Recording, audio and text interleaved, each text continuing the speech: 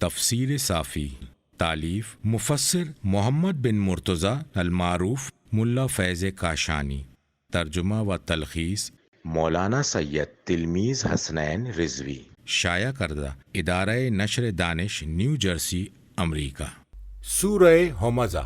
سورہ ہمزہ مکی سورت ہے اور اس سورے میں 19 آیتیں ہیں۔ بسم اللہ الرحمن الرحیم، اللہ کے نام سے جو بڑا مہربان اور نہایت مشفق ہے۔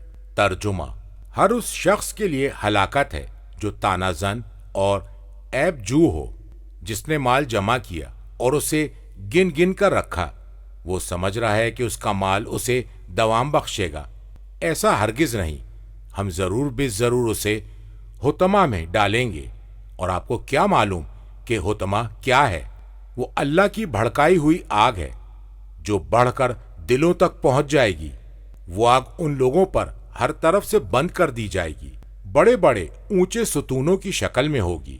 مذکور آیت کا ترجمہ ہے: ہر اس شخص کے لیے ہلاکت ہے جو طعنہ زن اور عیب جو ہو۔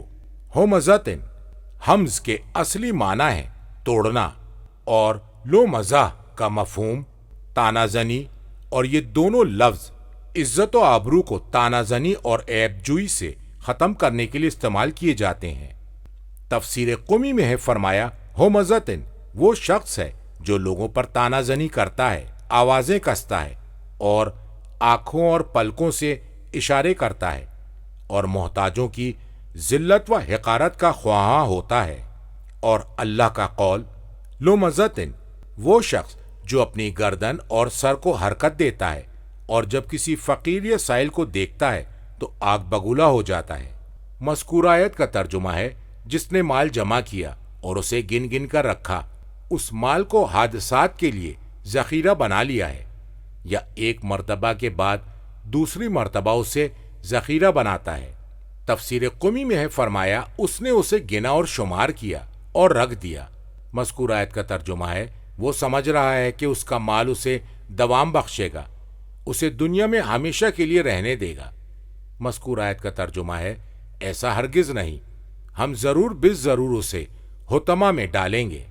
تفسیر قمی میں ہے: مذکور آیت کے لفظ سے مراد وہ آگ جو ہر شے کو توڑ پھوڑ کر رکھ دے گی۔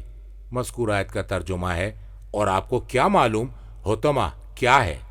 مذکور آیت کا ترجمہ ہے: وہ اللہ کی بھڑکائی ہوئی آگ ہے جسے اللہ تعالیٰ نے خود روشن کیا ہے، اور اللہ نے جسے روشن کر دیا اس کا غیر اسے بجھانے اور خاموش کرنے پر قدرت نہیں رکھتا۔ مذکور آیت کا ترجمہ ہے: جو چڑھ کر دلوں تک پہنچ جائے گی۔ تفسیر قمی میں ہے کہ وہ آگ دلوں پر بھڑک رہی ہے۔ مذکور آیت کا ترجمہ ہے: وہ آگ ان لوگوں کے لیے ہر طرف سے بند کر دی جائے گی۔ فرمایا: مذکورہ آیت کے لفظ کے معنی ہے وہ اوپر سے ڈھانک دی جائے گی۔ مذکور آیت کا ترجمہ ہے: بڑے بڑے ستونوں کی شکل میں ہوگی، یعنی ان لوگوں کو بڑے بڑے ستونوں میں مضبوطی سے باندھ دیا جائے گا۔